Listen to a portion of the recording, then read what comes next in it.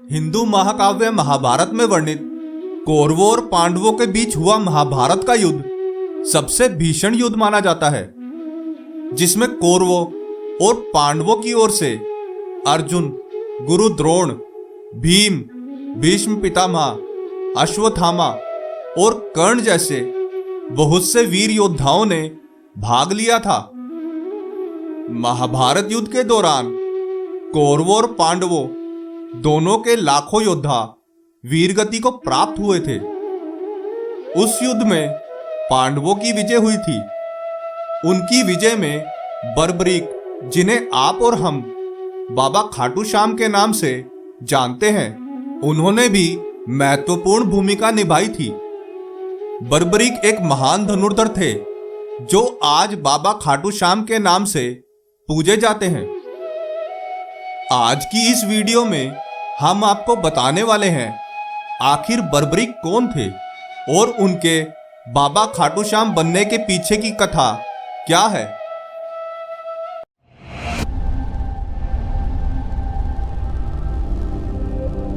प्रणाम मित्रों, ज्ञान और वैराग्य चैनल में आपका बहुत स्वागत है।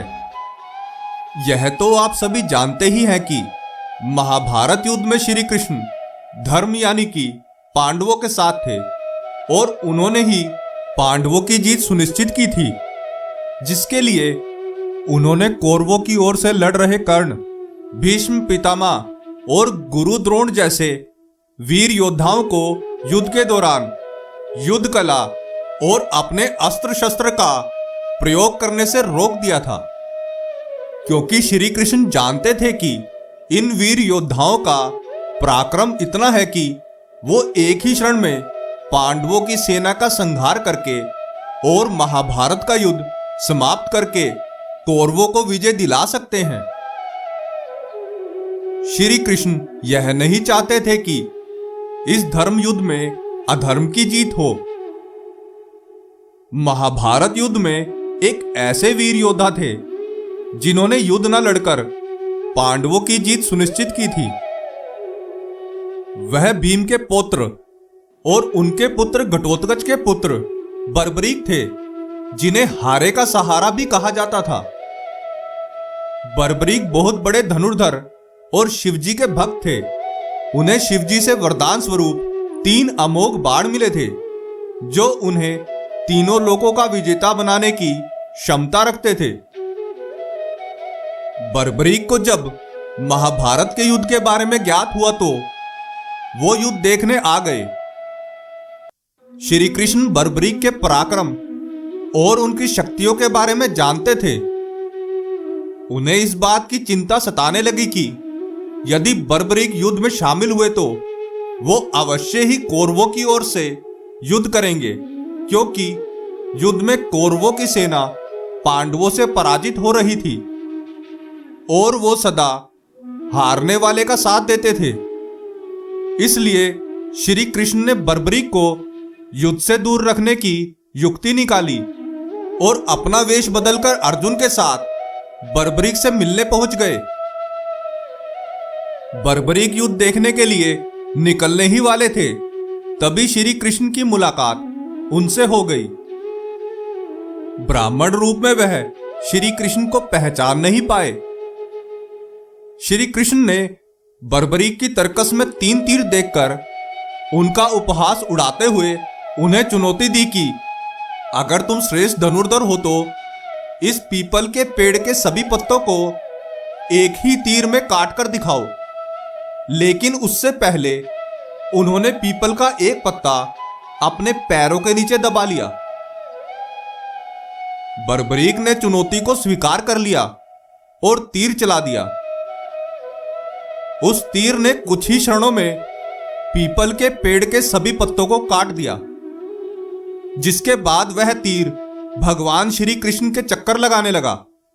बर्बरीक तुरंत समझ गए कि एक पत्ता उनके पैरों के नीचे दबा है, अतः उन्होंने पत्ते के ऊपर से पैर हटाने का अनुरोध किया और जैसे ही पत्ते के ऊपर से पैर हटा, तीर ने अपना काम पूरा कर लिया।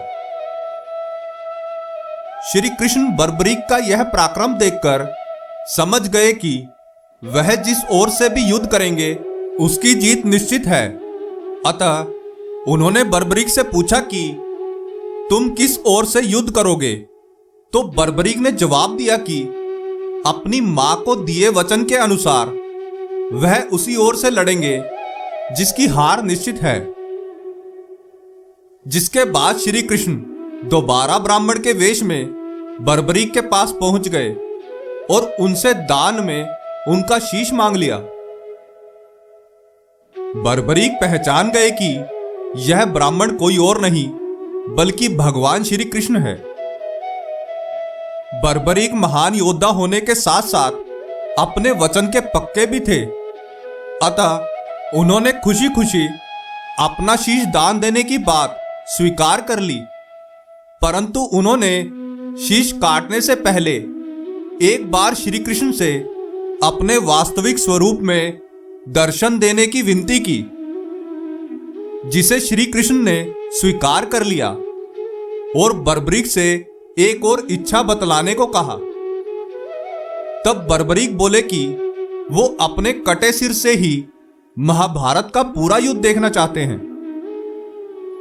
श्री कृष्ण ने उनकी इस इच्छा को पूरा किया और बर्बरीक का कटा हुआ सिर समीप ही खाटू नाम की पहाड़ी के ऊपर रख दिया, जहां से बर्बरीक ने पूरा युद्ध देखा। युद्ध समाप्त होने के बाद श्री कृष्ण ने बर्बरीक को एक और वरदान दिया कि कलयुग में वह श्री कृष्ण अवतार के रूप में पूजे जाएंगे। और आज बर्बरीक को हारे का सहारा और खाटू श्याम के नाम से पूजा जाता है। उनके दर्शन करने मात्र से ही उनके भक्तों की सभी मनोकामनाएं पूरी हो जाती हैं। आशा करते हैं कि हमारी प्रस्तुति आपको काफी पसंद आई होगी। आपसे अनुरोध है कि आप इस वीडियो को ज्यादा से ज्यादा लोगों तक पहुंचाने के लिए लाइक, शेयर और सब्सक्राइब करें। धन्यवाद।